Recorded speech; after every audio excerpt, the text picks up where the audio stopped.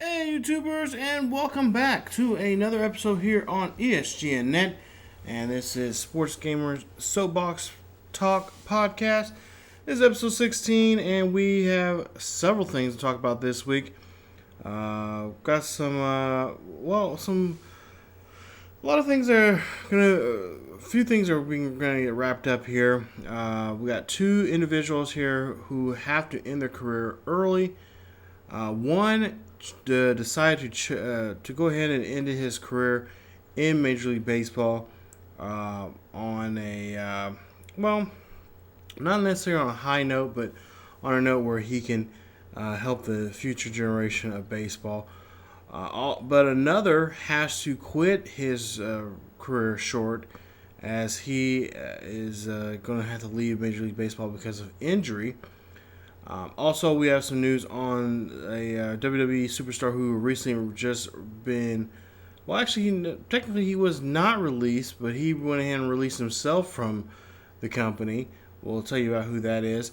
Also, we got some MMA news coming up here about a former WWE superstar who will make his MMA debut here in just a couple of days in UFC matchup. Also, an NFL star decides to take a break from the NFL and helps to put some fires out. We'll tell you who that NFL star is and why he did it. Also, some Olympic news that we have. Is Gaby Douglas un-American? We'll find out about what that's all about here on today's show. So, sit back, relax, and let's get ready for me to get on my soapbox, talk about some issues here on Sports Gamer Soapbox Podcast. So, let's get it kicked off here with a quick note here. We're going to get into some sad news. If you're a fan of college sports, if you've been watching ESPN and ABC Sports for the last, 20, 25, almost 30 years, this guy right here that I'm about to name here in just a bit, you probably see him on the screen there, passed away over this past week. I'm talking about John Saunders, longtime ABC Sports and ESPN anchor. He's been with both, pretty much with both at the same time, and when ESPN was acquired by ABC. These two individuals, or this individual, John Saunders, who died at the age of 61 this past week, is no longer with us anymore. So our thoughts and prayers go out to his family, and also, as a person that was going into media, and I did some reporting on some sporting events like that, just local sports and stuff like that. He's kind of one of those guys I really enjoy listening to. If it was just giving, halftime reports or analyzing the games like that. I really was a fan of his on the ESPN show called Sports Reporters or Sundays Reporter or something like that. It's a Sunday show. It's kind of like it's talking about how media covers sports and what they did wrong or what they did right. It was a great show. I really enjoyed it. He was one of the hosts for a long time on that show. And also, too, he was also the lead anchor for ABC Sports college football. And also, I think for a while there, he was doing college basketball, too. But he died at age 61. Unknown why of his death. Hasn't been officially been said yet. But pretty much all week long, ESPN, the anchors, and people that work closely with him have spoke some really good, nice words about him and his life. I did not know a lot of things about him. I'm doing some research here. He was born and raised in Canada. He went to, I believe, the Central West Michigan, I think it was, or Western Michigan. He was a huge hockey fan, so he went to school there for hockey.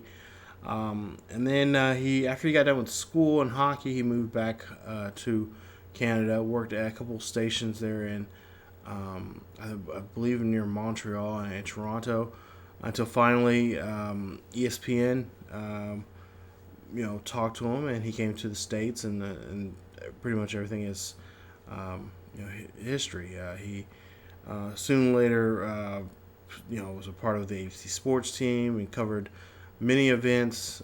So our thoughts and prayers from ESGNet go out to his family and also to the ESPN and ABC Sports family there. They lost a great guy.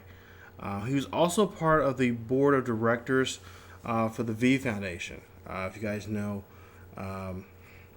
very, very, very popular analyst and coach, longtime coach there, Jimmy Van Vito. He always had they always raise money for cancer research and just trying to find the cure for cancer. And John Saunders was part of the board of directors of that. Of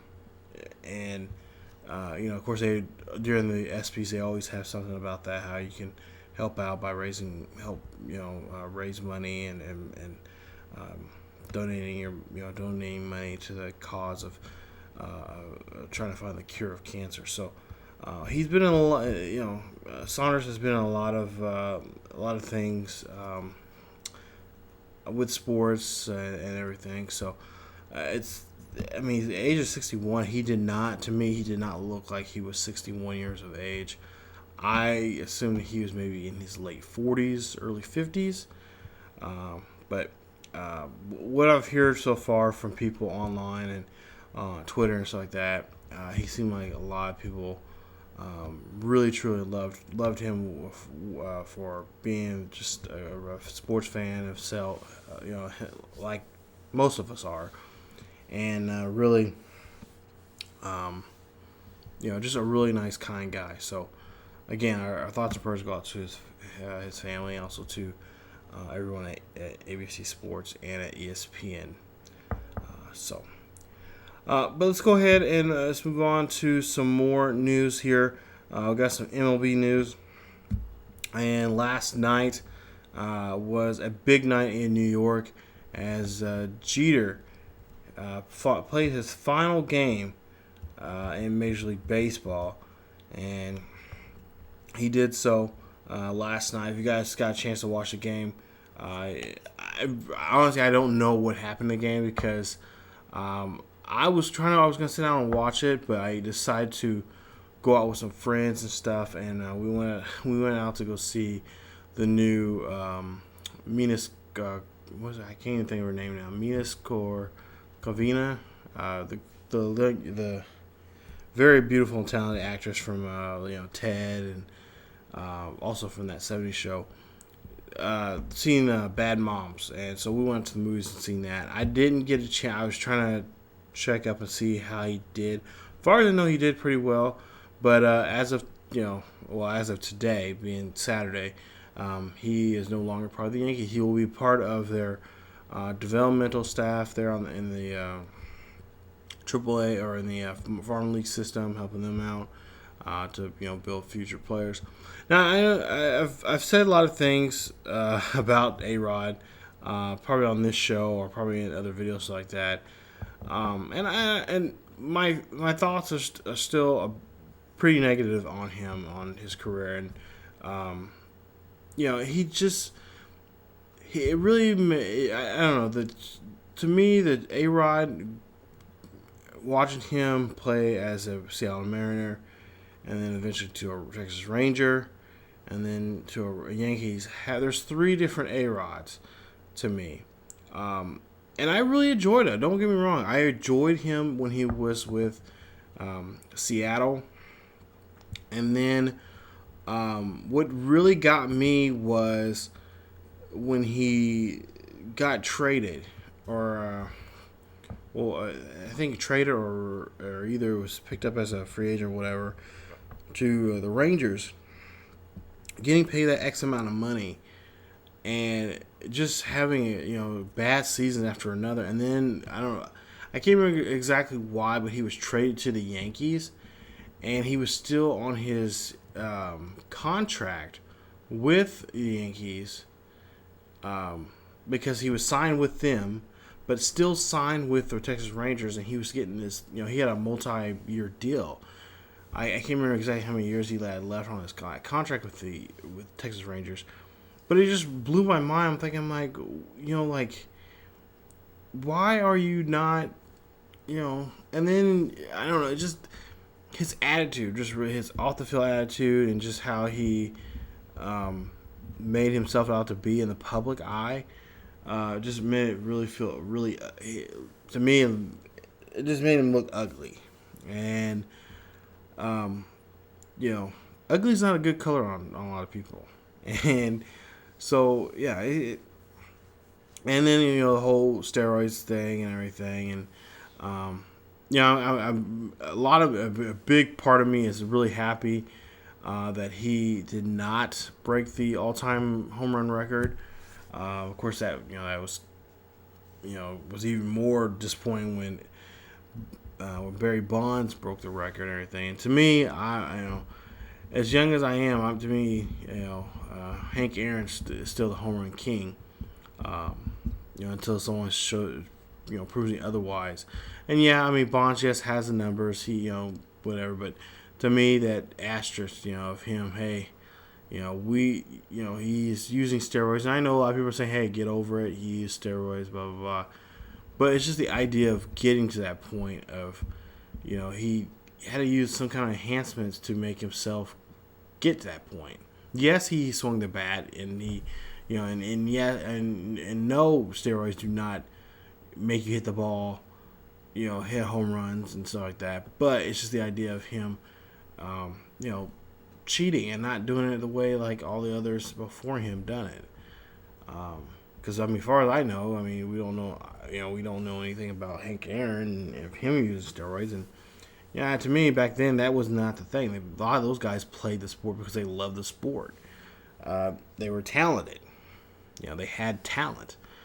And I'm not saying that Barry Bonds doesn't have any talent, but it does take a lot of skill to hit the ball, baseball that far, and be able to have that hitter eye to do something with the ball. So, A-Rod, I'm gonna leave a link down below of his numbers there. There's an article I did get a chance to read before I got on air here. And you guys can read about it and whatnot, his last game. Let's go down to the other side of the spectrum now. This past week, I think last week I mentioned on the show that Mark Teixeira is going to retire. So at the end of the season there, he's going to retire.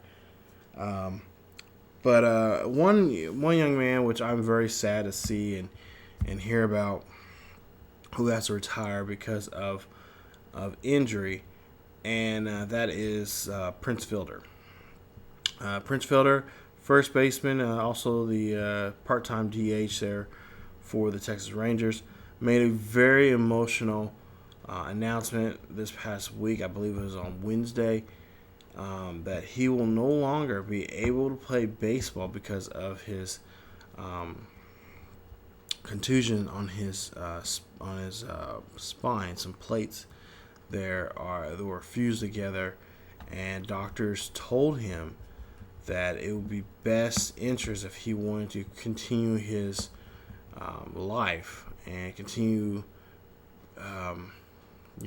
he would have a better lifespan, a better chance of living comfortably if he did retire from Major League Baseball. Now, this is, I believe, either his second or third time having his surgery, and the doctors just said it was best that he just announced his retirement.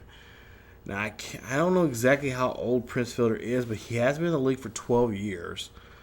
I want to say he was in the league probably. I want to say he's in his early 30s. He's like 32, 33 years of age, so roughly about the same age as myself. And of course, he's been in Major League clubhouses since he's in diapers. His dad, Longtime, Detroit Tiger, later on being a New York Yankee.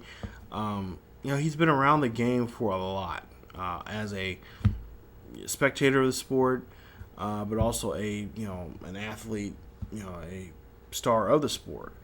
And it's really sad. It's a really good article. There's a video, I think, on this link here, him announcing his retirement and everything. And this is what I always talk about, that there's players out there that I just feel so bad for, that have really good talent, that have not been linked to steroids or anything. I mean, yes, Prince had his issues, with his weight at one point of his career. He was allegedly eating boxes of donuts in the clubhouse and just was out of shape and stuff like that.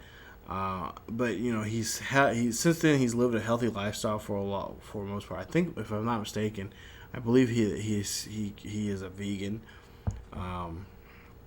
But for the most part, he's had a pretty successful career. Yes, he's had some slumps and stuff like that. And in baseball, you're gonna have that at times.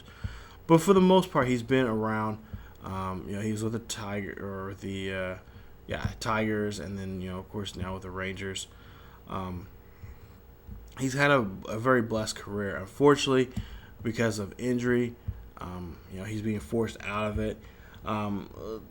Just talk about this season alone. He's at the time he was hitting .212, 8 home runs, 44 RBIs.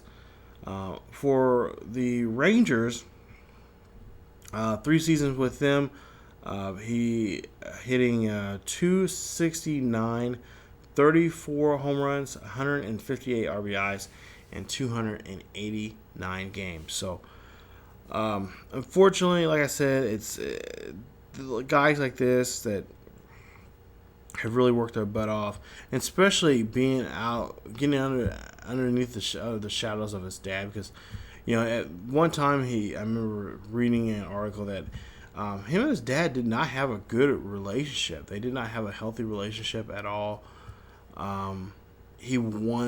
People kept comparing him to him and his dad, and they both have similar batting stances, and they both have similar numbers. If you look at their numbers, their career numbers like that. But Prince, he said that his father was kind of distant from him because of sports, but also because growing up, his mom and Cecil didn't get along with one another. So he had his relationship with his dad was estranged, and that's not uncommon. But just he seemed like a really good guy. In interviews, he's always talking to teammates and had an has an upbeat spirit and stuff like that. I mean, there's been memes about him and everything, and him dealing with his weight issues and everything, which was at one point it was kind of dangerous because he was a pretty big guy, and his dad had issues with weight at times, and that affected when you change, you're getting heavier or you're getting a lot, or you lose weight, it's gonna affect the way how you swing the bat and all that, and generating bat speed and all that kind of stuff. So yeah, I mean, it's like I said, it's very sad to see something like that happen, especially to a young guy like himself. So because I mean, he could baseball you can play. You got Jamie Moore who's been playing in his 40s, and I think Nolan Ryan was playing up to his 50s, 60s. So yeah, I mean it's it's if you eat right, you can your condition and stuff like that. I mean, you can play for years playing baseball compared to other sports. All right, no news in NBA that, as far as I know of, anything that's worth talking about, with the exception of the Olympics. I know Team USA beat I think Australia a couple nights ago. It was a close game, but the U.S. were able to win that one. I think by 10. in that one. So not much going on, like I said, in NBA, because right now it's very, very quiet. Nothing in college football or college basketball. College football will be starting here in about another couple of weeks here. I want to say in 2 weeks, I think, the official season will start. So we'll talk about that when it gets here. I'm kind of really excited about college football this year because I haven't. Last year, I think last year or so, last 2 years, I haven't been really watching college football, except for the bowl games and of course the national championship. But like through I usually watch college football. And this is going back to my days when I was in college. I had a roommate or not a roommate, but I had a friend of mine I went to school with that was a big college football fan, and him and I we watched it all from early morning pregame shows all the way to the late highlight shows on ESPN and Fox and all that kind of stuff. So I miss those days watching football like that all day, and especially college football like that. And hopefully I can do that more often here this here in a couple weeks. So nothing in college football. Let's go ahead and get into the NFL. And I want to get on my soapbox on this one here. This is one of two items we're going to talk about here this week on the show. We'll get into some more Olympic news later on about Olympic star. Actually, two things about we got two stories dealing with the Olympics. Also, a weird, you guys seen that video of that guy, his leg? Oh my god! Just thinking about it, I guess my leg messed up right now. But anyway, let's get into NFL on the gridiron. And this is one story I am so glad. This is what I'm talking about, a coach being proactive about his team and setting the bar. He realized that he had a lot at stake here, especially moving a team from one city to another and, trying to get this city to back this team up and so they can get a stadium, which they're going to get a stadium here in the next couple of years. And I'm talking about head coach of the now Los Angeles Rams, Jeff Fisher. Coach Fisher this past week said, "You know what? I'm not going to deal with it. If you're not going to follow team rules, you're pretty much going to be, kicked off the team." And that's just my way of kind of ad-libbing what he was really saying. But Coach Fisher was not playing around, and he made an early cut. I mean, early. Jeff Fisher, there's a link down there below down below. He made a cut of, I believe, a wide receiver. I can't remember his name now. I can't pull up a link either. Right now my internet's down, so I can't really get to that link there. But Jeff Fisher this past week made a cut of a wide receiver who had a woman in his dorm room. It was a woman. We don't know if it was his girlfriend or fiance or wife, but a wide receiver, I believe, of Marquise, I want to say his name is. There's a link down below. You have to read the article, but basically Fisher had said this. There's no need for her to be there, especially after hours. Actually, she doesn't need to be there at all.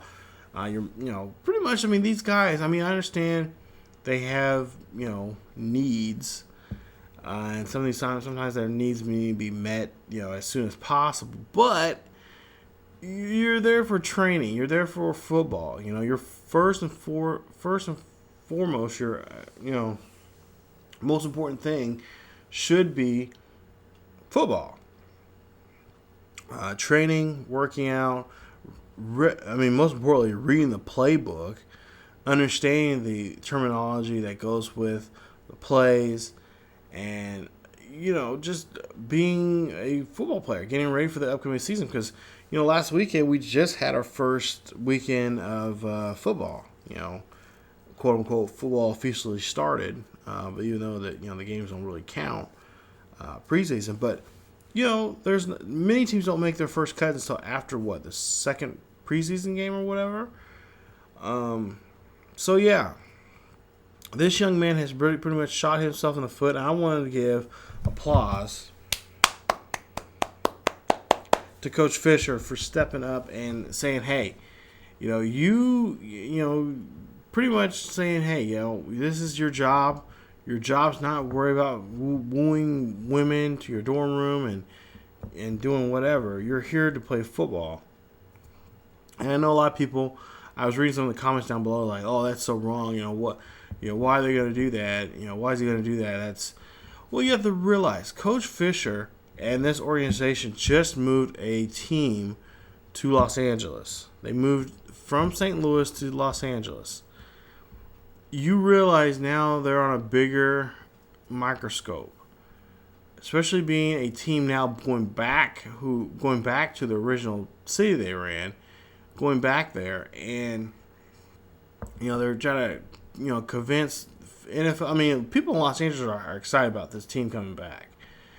I've also heard some people say that they don't want a recycled team.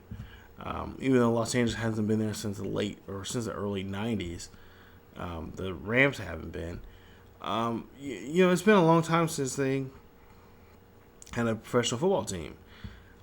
So when the announcement was made that they were going to move and they were going to move within the year, that kind of shocked a lot of people. Like, wow, like they're okay. LA's getting a team now. I thought if anything, LA was going to be an expansion team. They was going to have a expansion draft here in the near future and just build a new team with a new owner and all that kind of stuff. I never thought the Rams would go back. But yeah, I mean, he has to put his foot down. I mean, this is Fisher's second or third season with the Rams, so he has to say, hey, it might be getting into a lot of people's skin, and it might not be the way that a lot of players are, giving, saying, hey, coach, come on, that's not it. He's there to win games. You guys are there to win games. You're getting paid to win games. Win games, championships. And that's, because that's what you guys like to talk about. You guys want to win games and win championships. Well, if that's what you're there for, that's what you need to do.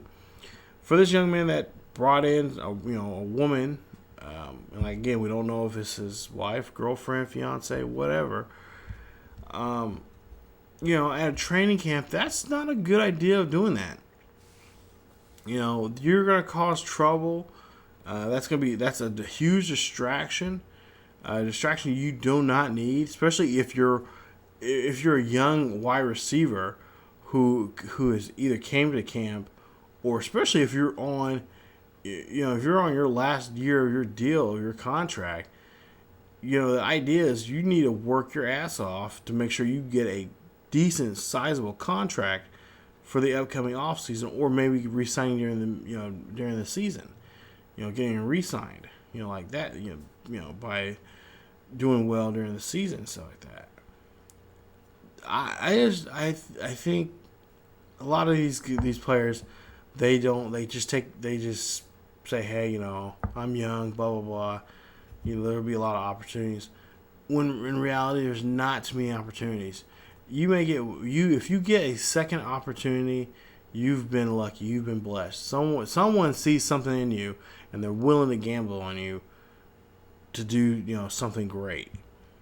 But yeah, when I read that, I was like, I clapped. I mean, I was applauding. I'm like, that is awesome, Fisher. And Fisher is one of those coaches that I would love to play for, if I had the talent and stuff like that to be in the NFL. He's one of those coaches that I would think I would just enjoy playing for. I mean, he's kind of one of those old school coaches. He doesn't take any nonsense. He likes to have a good time, but also too, he's kind of one of those coaches. You're here to play football. We pay you this amount of money. You need to show why you're here.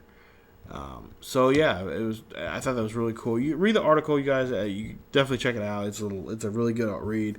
How Fisher came out, why the reasons why he cut this young man and whatnot. So yeah, that's a really good story.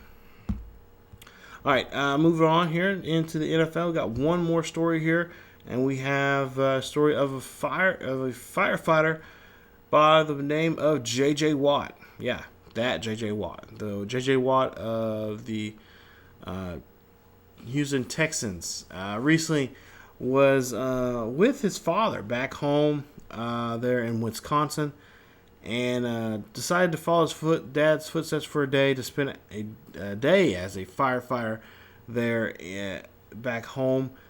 And there's an article from the Bleacher Report. You guys can read it. It was a really good article and whatnot, talking about it was part of his workout. He got excused from the team there, and he's working out there and just having the appreciation of what his dad does, and that's pretty cool. I like that. I read the story when I was reading that. I was like, he's I've heard a lot of things about him and what he does off the field and everything.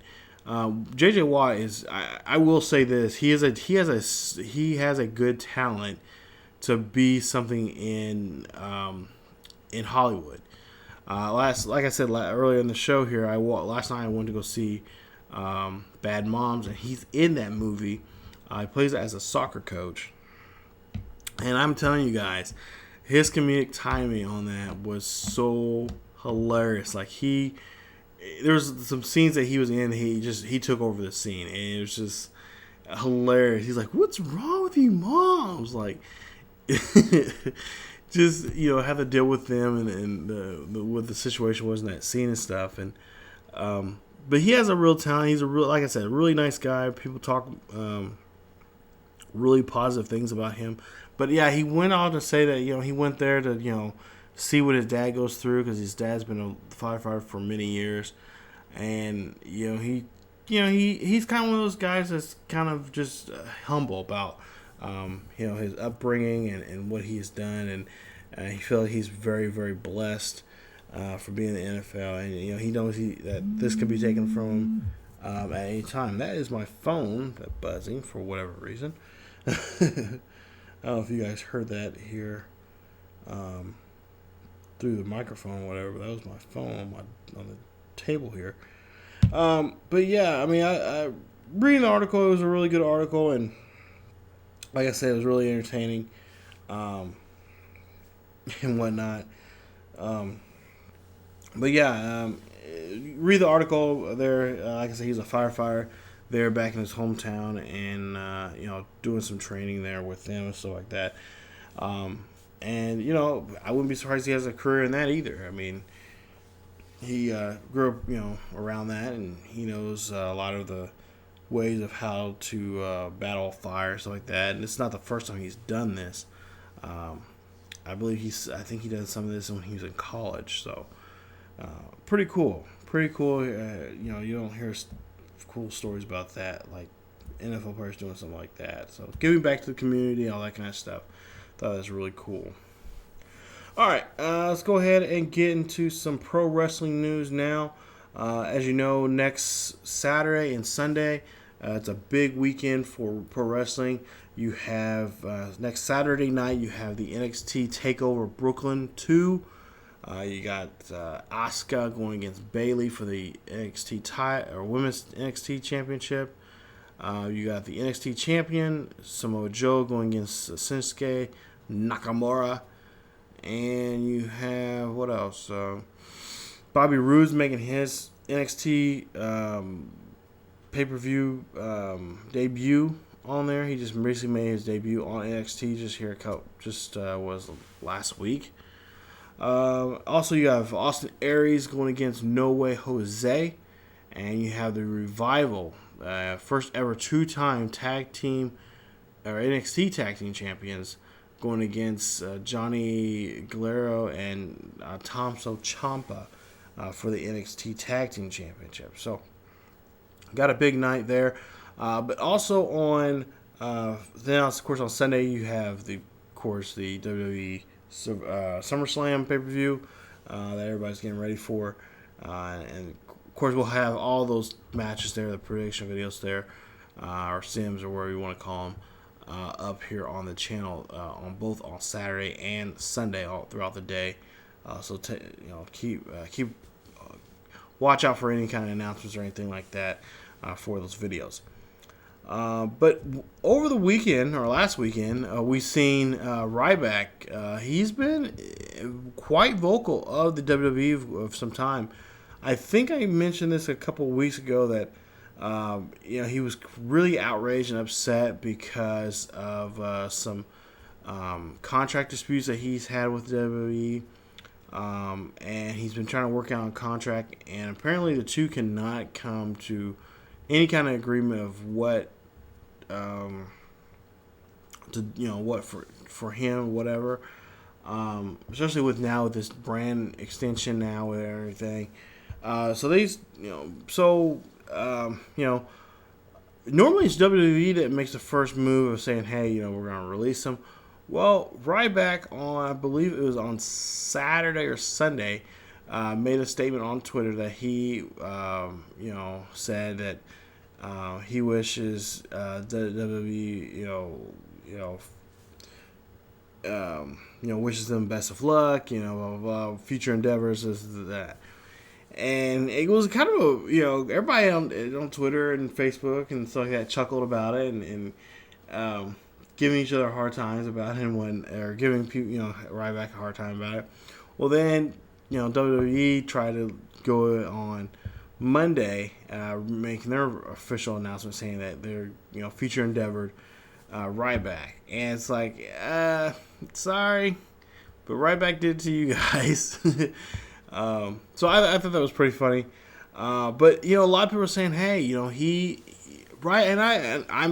probably one of the rare people that say this, but he does have the look of a pro wrestler. He does the attitude of a pro wrestler. He has the physique that he has, a very nice physique, very good. I'm man enough to say he's a very good looking guy, physique wise and whatnot.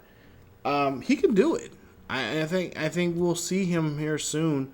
Travel maybe over in Japan, maybe in Mexico. I definitely would like to see him on TNA, help them out. Because this past Thursday we just seen Damian Sandow. Now I think on there he's Aaron Rex. He made his TNA debut, or Ryback can go to Ring of Honor. But there's a poll question on there. You guys can check it out here. The poll question just asked, will we see Ryback in TNA or Ring of Honor soon? And there's just a yes or no. Vote on there. Let me know what you guys think. Because I honestly think we'll see him here soon, in some kind of capacity here, in pro wrestling. I do know that he is going to go by, I believe now, the big guy. WWE does not own the rights to Ryback because they say it's the patent office, the United States Patent Office says that Ryback is a surname. So WWE does not have the rights to tag that as a trademark or anything like that. But I do know, because Ryback's real name is Ryan Reeves. And it's a character he's had in the past that he developed himself.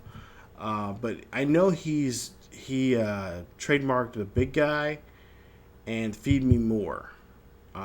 So he owns those trademarks there. So, if he wanted to use those at another time, he could. But I do know, believe now in the indies, because he has been working a couple of indie shows. I believe he is going by the name, or he's supposed to be going by the at least all I heard is going by the name The Big Guy.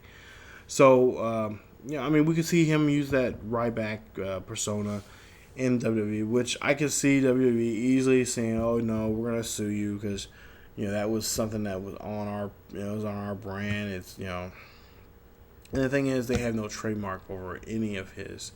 As far as I know, I think he trademarked everything for himself. He also has a website called thebigguy.com.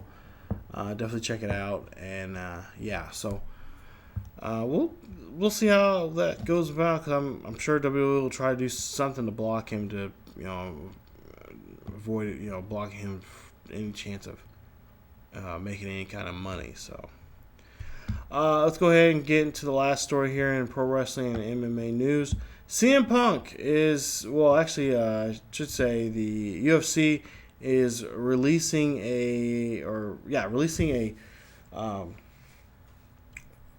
releasing a DVD, but it's also this documentary is going to be, it's called From Day One, from UFC. It's going to be on Fox Sports 1, FS1,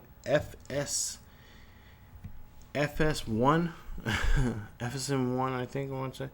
Anyway, Fox Sports 1, they're going to be having that this week, coming up. As you know, CM Punk, former WWE, WWE and World Heavyweight Champion, Intercontinental Champion, Tag Team Champion. He left WWE a while back and decided to go into MMA, which he did. He's had a past. Was it Muay Thai as a discipline, and of course his background in wrestling. He's good, doing now MMA. Oh, excuse me. And he is got a documentary coming out here, and a lot of people say that this documentary should have came out a while back, when he was first made the move to Wichita. But I know for a fact that I think they would have done this, but I think they were still in contract negotiations when they were trying to get him signed. And also, too, he had some issues with the WWE because I think for a while there, I think Vince was trying to block him from being in any kind of public or any kind of television type stuff using the moniker of CM Punk, which he does not. WWE does not own the rights to that name because that is trademarked and everything by Phillip Brooks, that's what his real name is. But yeah, this DVD is. I think it's gonna be on DVD, but it's also gonna be on TV here later this week. A documentary of CM Punk and what he's, from his point of view, what he's dealt with leaving WWE, going to UFC, and then all the the highs and lows of getting ready for this first fight that he's gonna have here soon. And there's also a poll question there on there. You guys can check it out. Is just basically asking, will CM Punk have success in MMA, or a successful MMA career in UFC? Yes, no, or maybe. So you guys go on there and vote for that. Just some feedback there from you guys. Want to know what you guys think is on your guys' mind there. So. And now we're going to go ahead and get to our last story of the day to wrap up here the podcast. And this is my big soapbox of the week. All right, let's go ahead and talk about this. Let's get myself here situated. Sitting here. It's about Gaby Douglas. Gaby Douglas. Before we get to that, I want to give a congratulations out to oh damn it, now I just forgot his name now.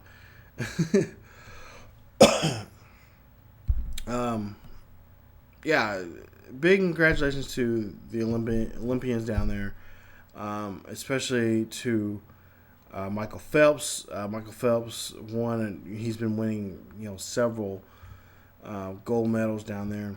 I believe last night he just won another one. Hang on. Nope, just 5 minutes ago he just won another one. No, I'm just kidding. No, he's been very, very successful in his career in swimming. Last night, after he won another gold medal, they were asking him if he was going to be appearing in the, already talking about the 2020 Tokyo Games, and he said, quite honestly, he was not coming back for another,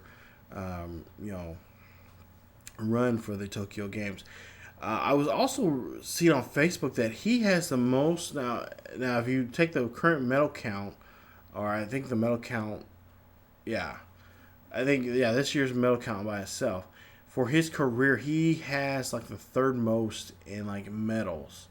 I don't know if it's all time or just this Olympics, but that is crazy. Like that that's just those numbers are just, it's bananas. And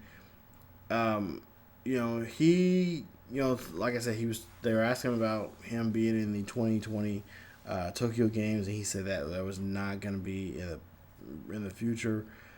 He's already made that decision, so we won't see him in 2020. But he down there in Rio, he has been like really just tearing it up, and I'm just so proud, that he is doing something like that, and that especially that sport getting a lot of exposure because of him. So hopefully that can continue on. And also I've seen some memes. There were some pretty cool memes on there. Him and his something about Poseidon sitting there watching him at the Rio Games, and I thought that was pretty funny. There were several other things that people have been posting about Michael Phelps winning another gold medal. But let's go back to talking about Gaby Douglas. Okay, here we go. People, why are we getting obsessive about this whole issue? To me, it's not an issue, okay? She did not, put her hand over her heart. Does not automatically, disqualify her being a horrible or, being unpatriotic or anything like that. That doesn't mean anything. I mean, for goodness sakes, the girl was, just got done, to have a performance. She's probably worn out, and it just didn't dawn on her to do that. Not to mention, it's not against the law for her not to do. I mean, like some people are making federal cases about this, and just being very hateful, on her on Twitter and stuff about her not being, she's being un-American. She's not being a true patriot and everything like that. I'm like, okay. We have far worse things going on in our world right now, and especially in our own country. And you're going to get upset because of someone didn't put their hand over their heart. I will tell you now, I don't know how many times I've been to ball games, football, basketball, whatever, and I've always taken my hat off. I've had family that have been in the military, and I do it for this in their honor. The ones that have been in the military, and successfully enough, all of them have came back home safely, especially my youngest sister, who was in the Air Force for almost 8 years.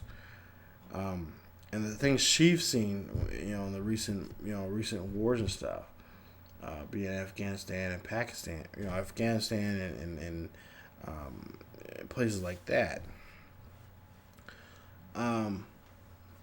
But yeah, I mean, people were just getting upset because she didn't have her hand over her heart. And people were saying, oh, she just won a gold medal. Why is she acting like that? Da, da, da. And it's like, okay, you don't know what's going on. I mean, these girls train like crazy. And I mean, they basically don't have a social life, in a lot of extents there.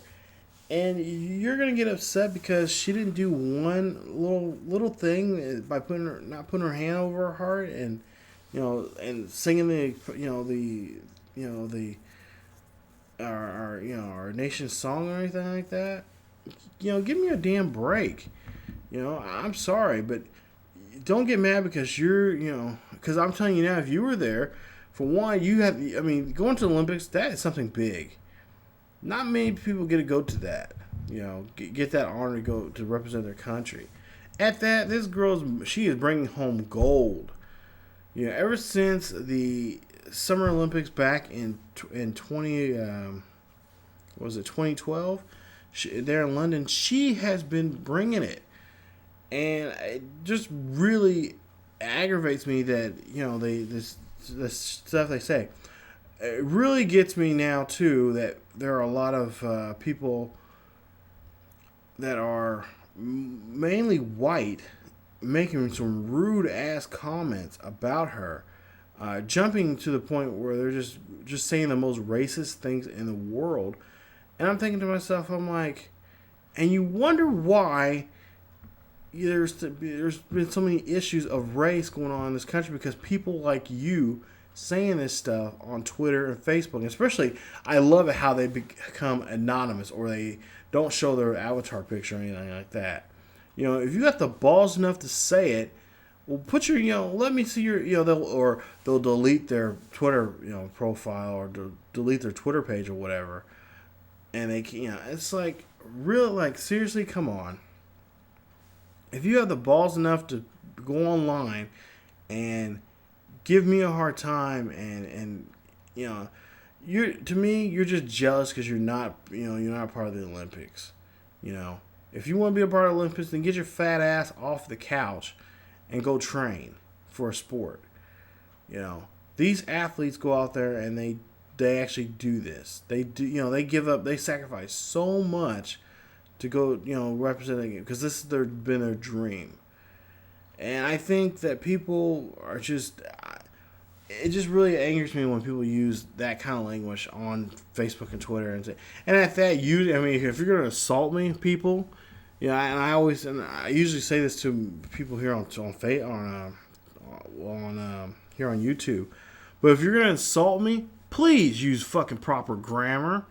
Don't insult me and then because I can look at you, I'm like, wow, you're a fucking idiot. You're totally a fucking idiot.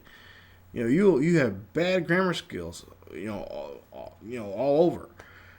Like not using, especially, people, there are such thing called punctuation. A period stops a sentence. That means it stops a thought. So, it's just like, oh man, and if you're going to talk to me, don't talk to me shorthand like you're texting one of your fucking friends. Excuse my French. But don't text me like don't write out something on, here, in the comment section like a text message. If you're going to talk to me, use complete sentences. You completely spell out the word. I don't care for emojis and all the other crap that's out there. If you're gonna have a debate with me or a conversation with me, please have some intelligence behind that. I mean, to me, it's ridiculous how people are just going crazy about this. Now, don't get me wrong. There was people out there that were defending Gaby. I thank them so much. Besides myself, there were several others on there that were on Twitter saying that, hey, Gaby, don't worry about it. You do your thing there in Rio, and, you brought, just come home safely, bring back the gold. To me, people are saying, this stuff that she's been, it's like, come on, like, seriously, like, we're going to, wow. Yet we have a guy that's, going up for, the biggest office in the free world, and he's saying the most racist stuff in the world. It's like, wow, like, you consider yourself being a uniter when you're the true divider. Like, you're truly dividing this country in just so many segments. Don't even get me started on that. That's a totally different video there. But yeah, it just really just gets mind blowing there. But yeah, I'll try. Should be a link down there below about the that whole fiasco there and whatnot. So yeah, it's a crying shame. It really is. But yeah. But yeah, that's what's been going on here in sports here. I'm gonna leave it at that. Oh man, some of those tweets that people are making. It's just like, man, just and they say racism's dead. I'm like, it's alive more than you can possibly fucking think. Seriously. But yeah, anyway, we're gonna leave it on that note, and I apologize for the cussing and swearing and stuff like that. But that issue, when it comes to we just got to talking about, just really just I would, as a famous celebrity would say, Peter Griffin, that just really grinds my gears, and I'm just it's just too much. So. But no, that is it for me, you guys, for this week here. So thank you guys for watching or listening to episode 7 or 16. 16 is episode 16 here at the here on ESGNet's Sports Gamers Talk podcast. We'll see what's going on here. I'm sure we'll have some more Olympic news. We'll have a preview of the pay-per-view. Well, actually, for both pay-per-views, for NXT and for the main roster, they're on Raw. What else? I think that's it. I think that's pretty much it. Yeah, not too much going on. Well, I'm sure we'll have some more football news. What's going on in the NFL? But yeah, for the most part, that is it for this week. So thank you guys for listening. Come on back for episode 17 as we get into some more crazy and maybe off-the-wall stuff in the world of sports here on ESGNet. If you guys enjoy the video, please leave a like. Also, don't forget to subscribe to the channel and check out other great series here on the channel. Also, subscribe for more of the podcast if you guys enjoy the podcast. Not to mention, you guys can follow us on Facebook, Twitter, and Tumblr. The links are down below in the description. You guys can check those out and find out when the latest videos are coming out or the latest news, what's going on in sports and sports gaming in general. So thank you guys so much for listening, and thank you guys for checking us out this week. Like I said, this video should be up as normal time, so we'll get that going for ourselves here. But that is it for me, you guys. As always, keep yourselves together healthy, and I will see you guys next time.